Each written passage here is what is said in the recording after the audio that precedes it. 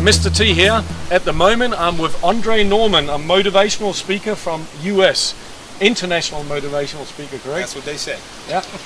I'm going to hand the camera over to you in a moment, but you've traveled around many different countries. You work in the Caribbean at the moment, correct? Yes. Yeah. And what's your goals for the future, just before we get into the content of what you actually talk about? I mean, my objectives are to help young people live better lives and to help the adults who want to be influential in this cause to know how to do it the best as possible. Excellent. Well, let's hear what he's got to tell you, and thanks for doing this for me. Okay. And what I do for a living is I travel around the world and I do leadership development. I go to different emerging countries who have problems with young people and gangs and motivation, and I come in and I help intervene on behalf of the young people as well as the adults who are trying to make a difference. I do outreach into the gang-ridden areas. I go into different public schools, and I even go into the prisons. And I talk to the people directly about what issues are concerning them. At the same time, I take that information and I go back and I sit down with the staff or the people in charge, and I help them facilitate a new strategy to bring about better results. I've come to understand most people have pride in their countries. Most people have love for the young people and for the disenfranchised. The problem lies in the communication. How do we bridge the gap around communication in the vernacular of both sides? And that's what I specialize in, bringing hope to the young people and bringing a clear way of communicating with the adults. And today I'm here with Mr. T, and we just want to enlighten you about what you can do to be a more caring adult or someone who wants to make impact in the world. First thing is, you don't need to be an agency or organization or a state government. You as an individual have the power and the voice to save a life. In order to save a life, I'm not talking about going out into the ocean and pulling somebody out of the water. Sometimes, and most often, young people just need somebody who cares to intervene and give guidance. Many young people make horrible mistakes that ruin their lives and the lives of others around them day after day. And before they did this thing, they often knew, if not almost every time knew, what they were doing was wrong. But the thing that they were missing was your voice in their ear saying, hey, Johnny, this is a horrible decision. Hey, Johnny, you need to reconsider some other options. And just by you being there and having that small conversation can save lives. Don't underestimate the power of reasonable thinking and imparting that to a young person. My experience, all old people love to share information, and even though you don't believe it, young folks love to hear information, especially from a reliable source. So all your vast experience that you've spent on this earth, take the time to share it with a young person.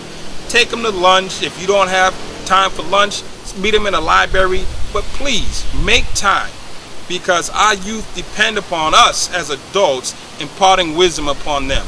If we don't take the time to impart wisdom, how can we be upset at the way that they're living? There's a fad going around the world right now. It's called sagging. Young people wearing their pants below their waist and their underwear showing. And we as adults are horrified. They're like, oh my God, how can these young people dress like this? It's retarded, it's irresponsible, it's ugly. And I say to you as adults, it's fashion. I remember in the 70s when I was growing up, they wore these big fly collars and polyester pants, and they had giant heel shoes, and everybody thought that was fashion. And the adults were like, no, this is not cool, this is not good. And if you go back to the 60s, leather jackets meant you were a tough guy, meant you were a bad person. And again, it was a fashionable fad that we went through as young people and as you went through as well. So try to remember what it was like when you were a young person and just move it forward. It's fashion. Don't be so much concerned about the height of their pants. Be concerned about the height of their GPA. Don't be so much concerned about how slow they might walk, but ask the direction and the path in which they're walking. Oftentimes we argue and we rail against the wrong things. I am not a fan of pants hanging down by the ankles, but I'm also a fan of fashion. And young people have the right to express themselves in their fashion as they see fit. So try to be mindful. Those things don't make up the person, and they should and will grow out of it. Some people never will, and unfortunately, they'll go their own course. But what can you do? I'm going to give you 3 things that you can do as a caring adult. 1, find a place where you can make an impact. Whether it's a local school, a local library, a sports group, or some kind of civic organization where there are kids who need caring adults. 2, be clear about what it is that you're passionate about. Do you love education? Do you love football? Do you love chess? Do you love computers? Do you love cameras? Bring the thing that is passionate you to the kids. Then 3, how do you actually learn to listen?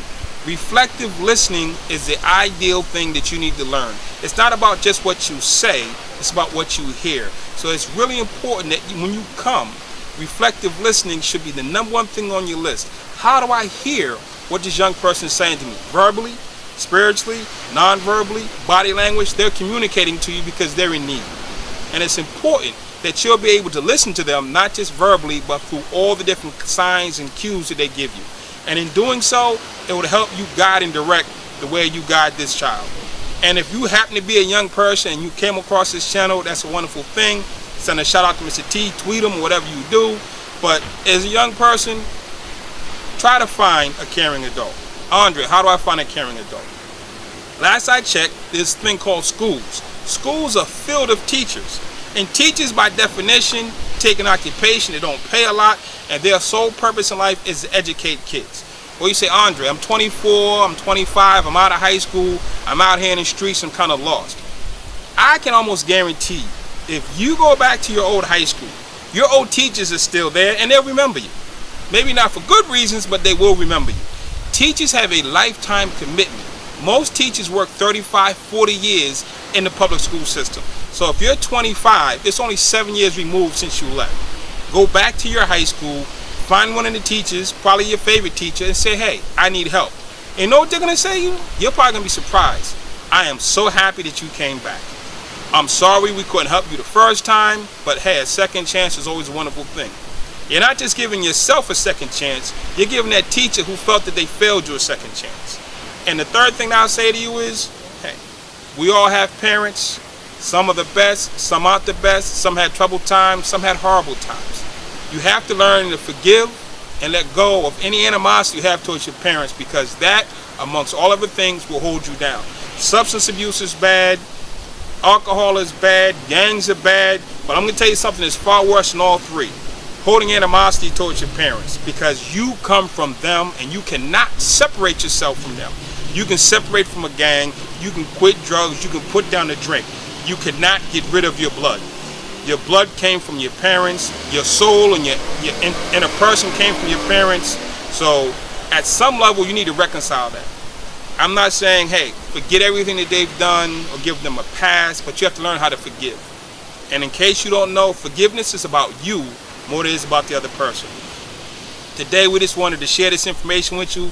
Mr. T is a great friend. He's doing wonderful work. Please check out his channel.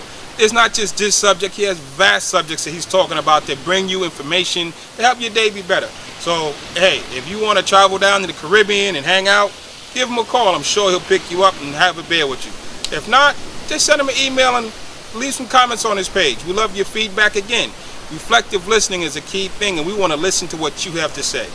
So we want to thank you, and we appreciate you, and we look forward to hearing your comments. Have a great day.